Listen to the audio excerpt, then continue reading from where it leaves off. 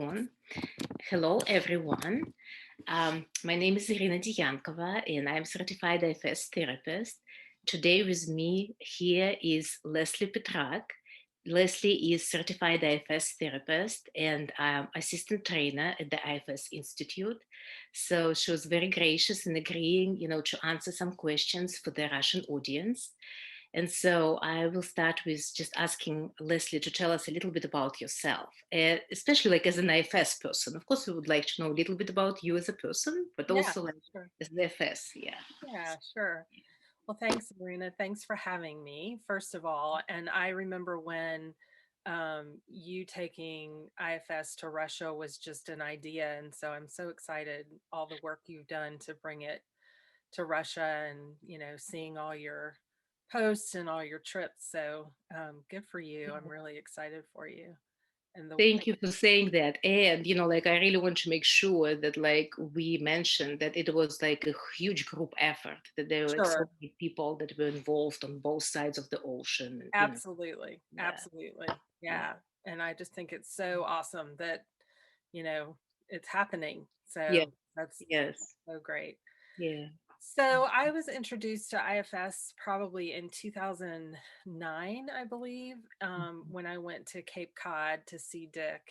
And it was a pretty life changing experience for me. I went there thinking, oh, I'm going to go get some CEUs and have a little vacation on the Cape. And it turned into a pretty intense week and life changing, both professionally and personally, really changed the way it felt like the final kind of piece for all of my training to kind of click in and Mhm, make sense.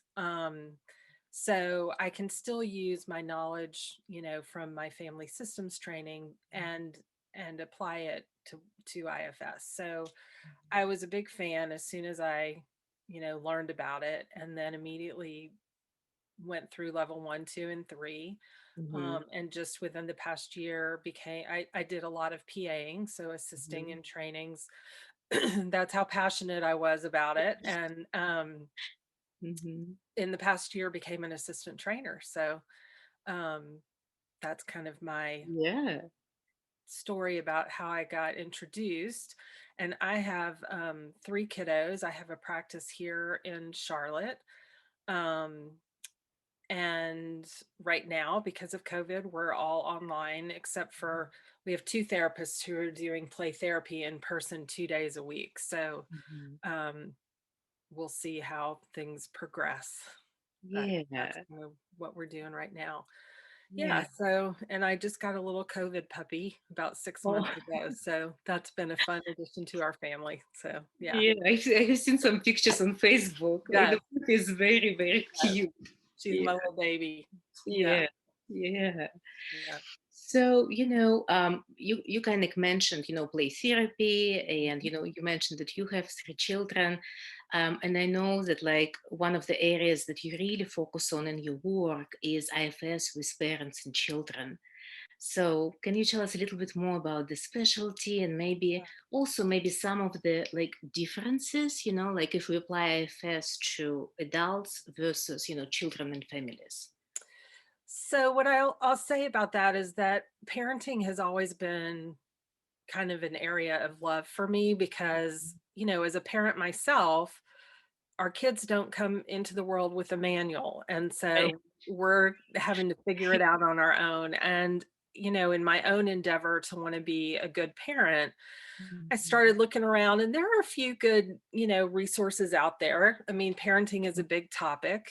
I would say more than a few, but Mhm. the one thing that I think is different in the perspective of parenting that I take is that it's not about trying to change our children or fit or control their behavior, that Mhm. it's about really focusing on ourselves as parents and our own parts and what's getting triggered and how we get into these polarizations with our kids, Mhm. that often are because our parts, Mhm. are getting activated, that are often related to our own history. Mhm. So it's really about giving tools and strategies for sure. I really think that's an important part of parenting, to kind of feel like you have some tools, but also using yourself as the primary tool of how do I engage with my kid in a way that creates connection and collaboration Mhm. versus conflict, and power struggles. Yeah, it makes sense. So let me ask you, because I'm sure many people who are watching will be asking this question, does it mean that, in your interactions with your kids, you speak for the parts at times? At times, and also helping your kids and giving space and letting them speak for theirs, because often what parents interpret as defiant behavior is a Mm-hmm. part, Mm-hmm. right? And it's a protector, and it's just trying to keep them safe. And so I help parents to reframe that of, no, your kid's not being manipulative. They're not lying because they're a bad kid. Mm-hmm. They're protecting themselves. And Mm-hmm. so how can you come from a place that is more self-led, self-directed, so Mm-hmm. that they feel safe in really talking about their fears and concerns? Yeah, this makes sense. And, just also being a parent myself, I came to IFS when my daughter was already like, almost grown up, right? So Mhm. we're just getting to the parts, language and all of that, Yeah, with being an adult. But I really noticed, like how it changed, my ability to really view, and see her as a very complex human being that's that has right. many different parts, right? And some of them will Yeah, hurt and others are just protecting them. And so it right. just changes something inside, in a pretty profound way. Absolutely. I mean, when we see our kids as manipulative or defiant, Mhm. those are words that I often hear from parents. Mhm. And when you're able to shift that into, oh, they're just protecting themselves, they're Mhm. just trying to keep their little ones inside safe. And so that's why they tell a lie, or that's why they act disobedient. It helps shed a new perspective, kind of give a new way of looking at it, and often calms down our own system of, Mhm. okay, so the biggest fear that parents have is that we're going to fail as parents, and that our Right. children are going to grow up to be these, horrible Right. people, which Antisocial in that's right. jail, right? Or something Right. bad, right? Exactly. Right. Yeah, and so the more we can, see them and their parts for what they really are, the less power struggles there are, and the more space there is to connect and have, kind of a more authentic and real Mhm. connection. Yeah. Yeah. Yeah. Cooperative, for Yeah, little that's ones, it right. helps. It helps Yeah. a lot with creating a cooperative connection. Right. So it's really, like as I'm listening to you, like what I hear is that, this collaboration with kids, right? And the not being defined is not necessarily directly focusing on that, like and Exactly. demanding that the kid collaborates, but rather, supporting them and understanding and creating space for them so that then they have internal desire, to Right. collaborate with you.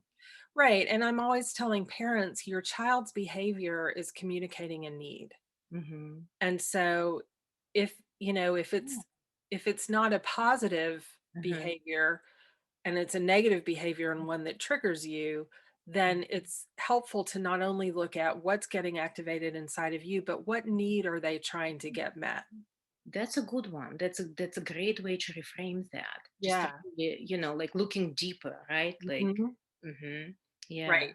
And I talk about how it's almost like translating a language, right? Uh-huh. So what you see on the surface is not what's really going on, or not what it's really about.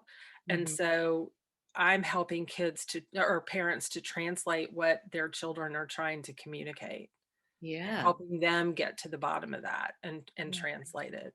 Yeah, that's a good one. Yeah. but now, like when it comes to children themselves, like would you say that IFS, can be used successfully with children? And if yes, like from what age and what maybe are the differences? 100%. Yeah. So, we work with children starting at age 3 in play Okay. therapy. Yeah. And parts language is almost easier with kids. They Hmm. really get it. They really understand it. And so when we do play therapy with a child, Hmm. we're just viewing that child through the lens of parts, Hmm. right? And the different things that they're showing us in their play themes and their play interactions and what they choose are all just, it's like they're acting out their parts right there in front of us. Yeah. So, and then for older children, Mhm. we use a lot of sand tray where you can use miniatures to externalize your parts, and kids just take to it really Mhm. nicely. So it's almost easier with children, I than it can is see with that. adults Yeah. sometimes. Yeah, Because they're not scared of that. They're not like, they're just kind of like open, right? And right. so, Yeah. yeah.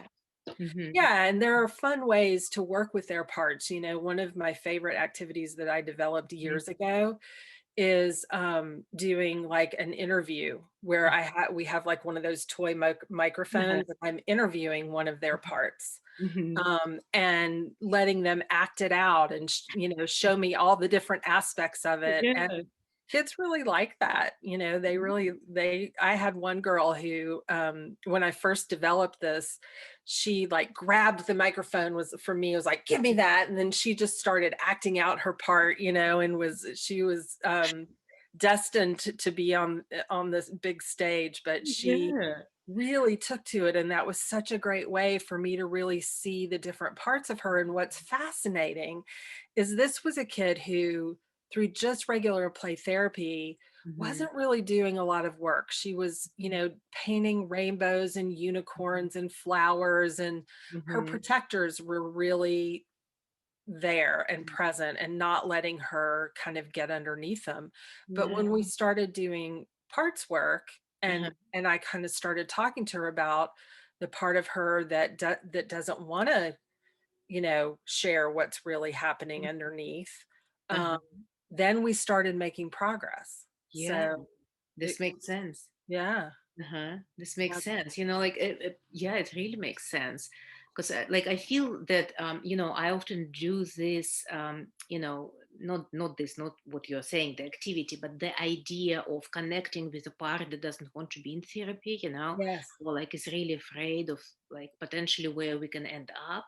So right, really bringing this part with adults right into the room from the very that's right, beginning.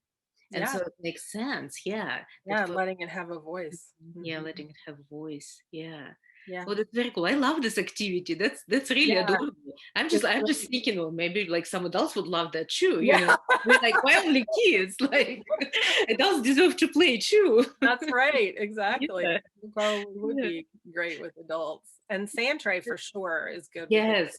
I actually do use Centray. I have Right. tons of miniature figures and little stones and stuff like that. And people Yeah, who get stuck, with like parts, or who have so many parts that they get lost, like really, really benefit from that. Yeah. 100%. And Yeah. it's another love of mine. I did my master's thesis on sand tray. You And did? I didn't I know that. did. Yeah. Yeah. Yeah. Oh, how And so cool. it's a huge passion of mine. Yeah. Oh, how cool. I will need to connect with you about that, like Yeah. behind the scenes. Yeah, I love that. Yeah. I want to learn more about it. And Yeah. it's just so, I mean, it's IFS Yes. in, just a beautiful way to externalize your internal parts, and then Mhm. and so powerful, Yes. when you look at what you've created. I mean, sometimes Mhm. I'll just sit down and do a sand tray Mhm. when I'm feeling off, and Yeah. it just gives me so much insight and so much Yes. awareness. So yeah, it's really Exactly. powerful. It almost like it helps to create a little bit of distance, right? That it's not like Exactly. inside of me and I'm just all in one ball, but it's right Right. in front of me and, Exactly. more clarity. Yeah. Yes, definitely gives a lot more clarity. Yeah. Yeah. Yeah. So I wanted to ask you, like since you're on the training, committee and like the trainers, like gatherings and all of that with IFS, Uh-huh. are there any plans, to bring trainings for how to work, with children, how to use IFS with children or Well, not? my hope is that that will happen. I've been kind of advocating Yeah. that for a while. So I'm Mhm. hoping that now that I'm in a training position that I'll be able to advocate to make that happen, because I think there's such a huge need, and I'm in the process of working on a parenting book that's been in process for forever, but I actually Yeah. finally have an editor and I'm working on it and kind of, Great. yeah, Is chugging it along. IFS, like IFS based It parenting book?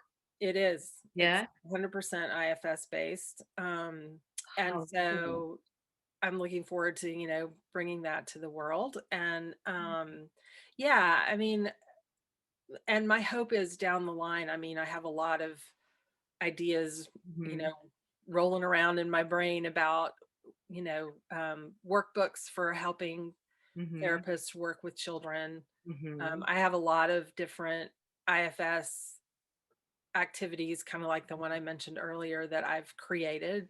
Yeah. And I think there's so much creativity that you can bring to doing IFS with children, and teaching them how to befriend their parts and how not to, how to use their self-talk as a way to identify their parts and all Hmm. kinds of things. So yeah, I think there's so much that could be done with working with children in IFS. Yeah. Yeah. As like as I'm listening to you, I'm just like thinking, like just trying to imagine, like what the world would be like if like every child had access, to IFS and IFS tools when growing Yeah. up, it's Totally. And just every parent, and every parent. Yes, yeah, that's right. That's right. yeah, Okay, yeah, so I just want to shift gears a little bit, in our conversation, and I wanted to ask you a question about, kind of not even resources and support, but maybe more recommendations, that you might have for, beginning IFS therapists and also therapists who are just like starting to learn the model, sure. specifically in Russia, because, in Russia, it's very in the very early stages, the IFS Right, community right. in the early stages of development, So any thoughts that you have about that? Well, I think one of the biggest things I would say is that it's easy to think that you can read a book or Mhm, watch a mhm, video and mhm, understand the model. And mhm, IFS is a pretty experiential mhm, model. And so it's one that I think you really have to learn from the inside out. mhm, And I kind of talk to my clients about how, I can explain it to you in a very one dimensional way, but it's really a three-dimensional model. And mhm, so until so it's not, you can explain it, but you mhm, don't get the full essence of it until you've really experienced it. So I yeah. often see people come into level one trainings who have done the online circle, and, Mhm, all these things are great and definitely great introductions to it. mhm, Read the books, done different workshops and mhm, teleconferences and things like that. But mhm, until you've really gone through the training and get it from the inside out, mhm, um, what people often will say who come in thinking they knew the model is, mhm, wow, I didn't really understand it, mhm. the way I thought I did. Yeah. And so I think that's an important thing for beginners to know, that it's really something you learn from the inside out, and that reading books isn't really sufficient Mhm. in getting you trained. Yeah, I hear you, and like, and I agree, and I recognize myself, I was that person who read Mhm. several books and I came to level one and I was a little disgruntled, I was like, why do I have to get this, like, go through this long training, 6 weekends, like, what is that? I already know how to do it. I've been therapist, for like many years. Right. And once I got into it and I started learning it, I was like, oh my God, Yes. that is not what I have signed up for. Yeah. Not what I expected. Right. Yeah. It's I so think that's so important is for people to understand when they sign up for it, that it is really intense. yeah. And, you're learning how to work with your own parts so that you can help others work with theirs. And that we as therapists are the main instrument, right? So we have to be able to kind of identify what parts might be getting in the way of the therapeutic process. And the only way you learn how to do that is by experiencing it yourself and then getting consultation. And, in some ways, you're kind of unlearning some of the things that you learned in graduate school. Yeah. And so, being willing to do that, having an openness to do that can be hard. And what I can say, and I think you would agree with this, is that at least for me personally, it was really life-changing when I learned this model. And yeah, it impacted my life dramatically for the better. And I think that I am a better therapist, a way better therapist than I was before, especially with couples. So, I feel like there are some couples and clients I need to go back and apologize to because I didn't have these skills back then. And so it just makes sense, the model just makes sense. And so I think the power of it is, it's hard to even speak for until you experience it. Yeah, I'm right there with you. Like to me, it feels that the words don't do it justice. Exactly. It's almost like, what it feels to me like when I hear descriptions of the model or I read about it, it's like my intellectual parts, are like recording that, right? So they're getting like, oh, okay, like my professional parts, but it doesn't go deeper, into myself and Exactly. other parts and the whole Right. system.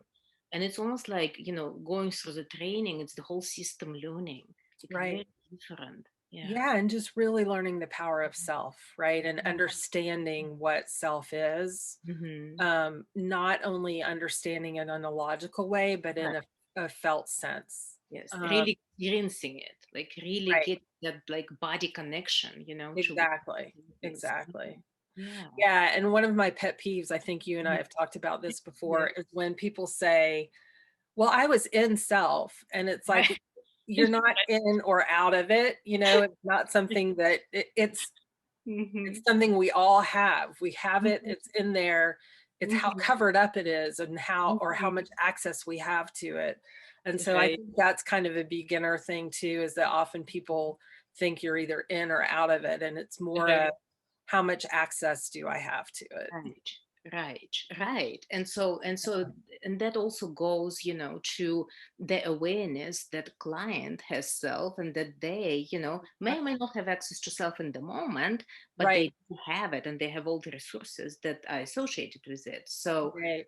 because I often hear people saying like, how can we strengthen, like this client's self, or how can we like develop this client's self? Can Right. you for that, like It's already there, already developed. Yeah.